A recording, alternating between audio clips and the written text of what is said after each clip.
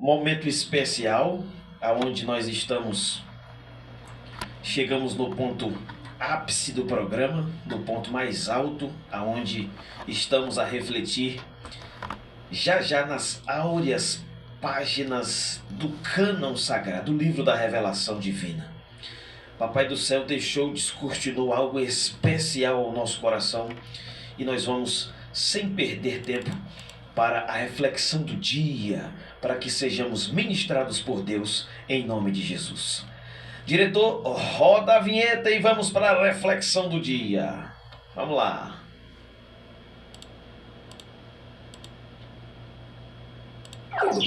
Reflexão do dia. A reflexão do dia especial nessa manhã tão linda, nesse dia, independente qual seja o horário, você que vai assistir via YouTube, nós agradecemos a Deus pela tua vida e estamos em uma semana profética, é uma semana onde estamos testemunhando que Deus colocou algo dentro de Martinho Lutero sobre a reforma protestante. E ele sai de dentro de um parâmetro, de uma visão, e Deus introjetou nele uma nova visão. Pense em um homem com uma essência descomunal. Só consegue fazer o que ele fez alguém nutrido, movido por esse sentimento. O nome disso é coragem. Está ligado à ousadia.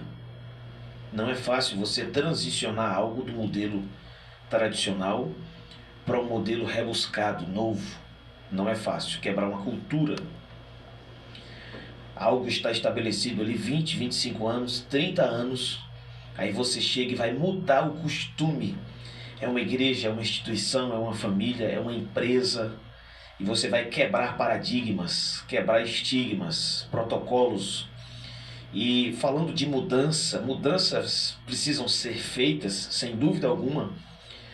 Agora, conta-se a história de um certo pastor que, ao assumir uma igreja,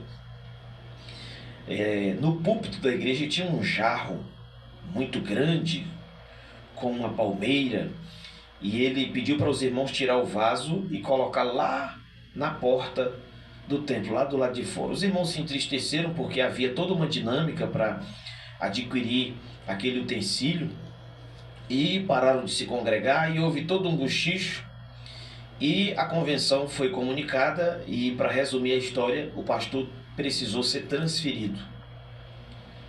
O outro pastor, raposa velha, como a gente diz, macaco velho, experiente, no bom sentido da palavra, matriculado, a gente usa esse termo, né, em família, aqui nos bastidores, um menino que ele não é estudado não, ele fundou a escola.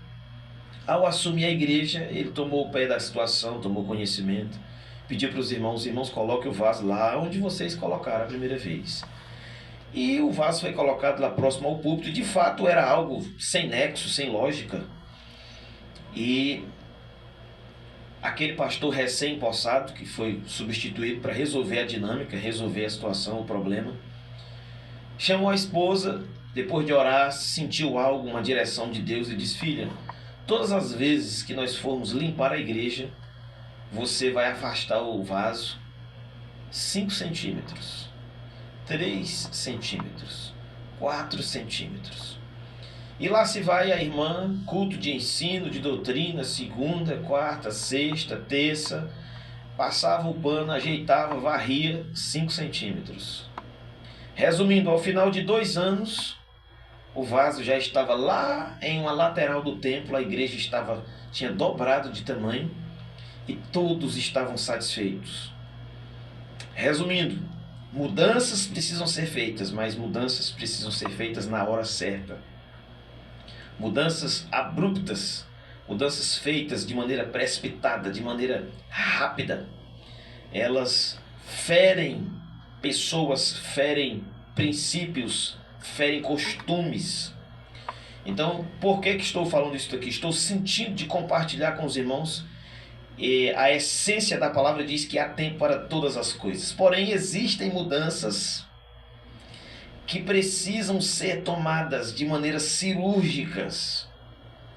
E você sabe que você já postergou, já deixou para amanhã, já relaxou, já orou, já esperou e agora não tem mais o que esperar, meu irmão, é você. Dentro desse mesmo sentido, eu aprendi que existem pelo menos 4 verdades a serem consideradas. A primeira verdade, ela é uma verdade que ela precisa ser dita, é uma palavra de socorro. É você tirar alguém do buraco, alguém da lama, é você dar um conselho, é você socorrer um filho. É o cônjuge, é abrir os olhos do esposo, da esposa. É mostrar o perigo para o liderado, para o líder.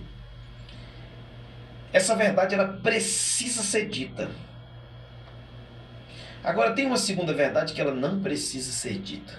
Ela dá morte.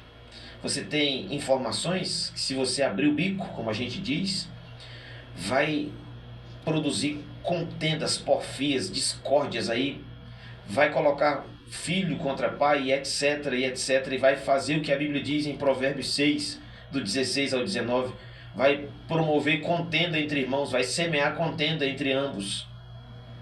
Então a primeira verdade tem que ser dita, a segunda verdade ela não tem que ser dita. É preciso sabedoria, domínio próprio, é preciso princípios, maturidade, é preciso entender que essa verdade ela não precisa ser dita. Entenda que nem tudo é para ser dito.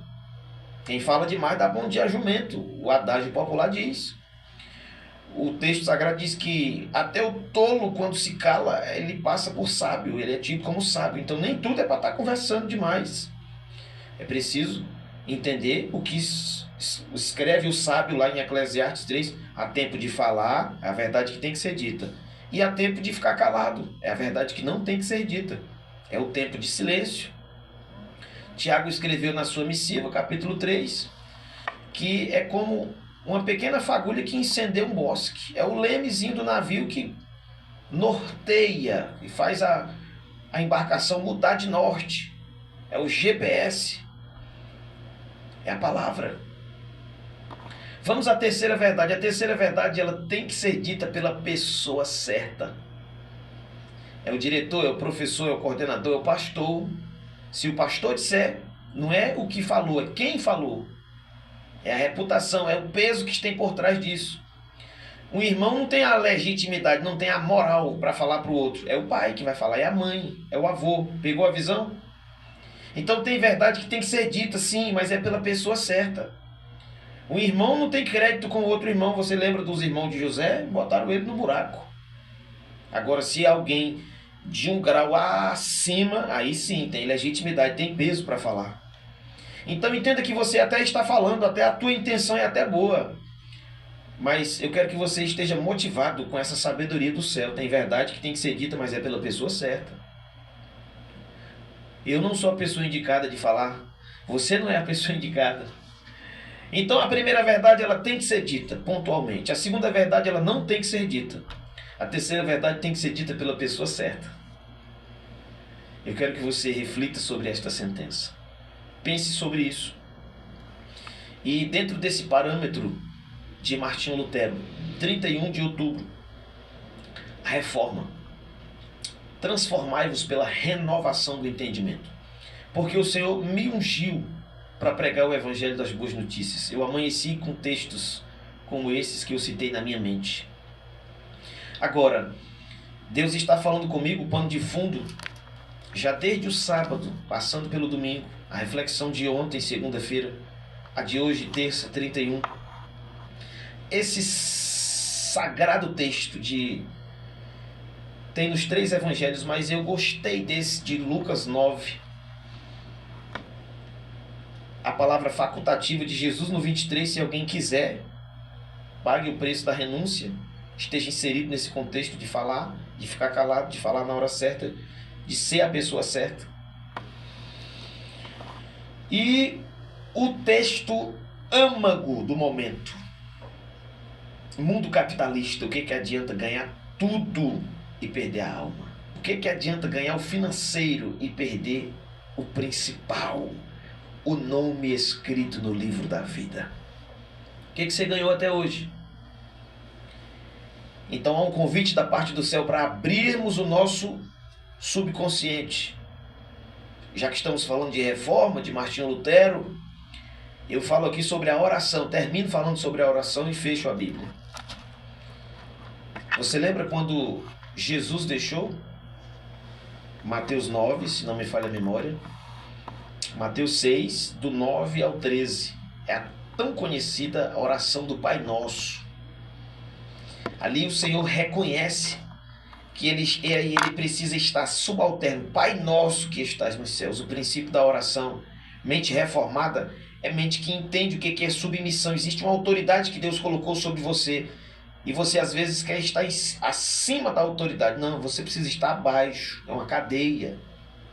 Vamos organizar isso. Pai Nosso que estás nos céus. A oração de Jesus ali, o direcionamento.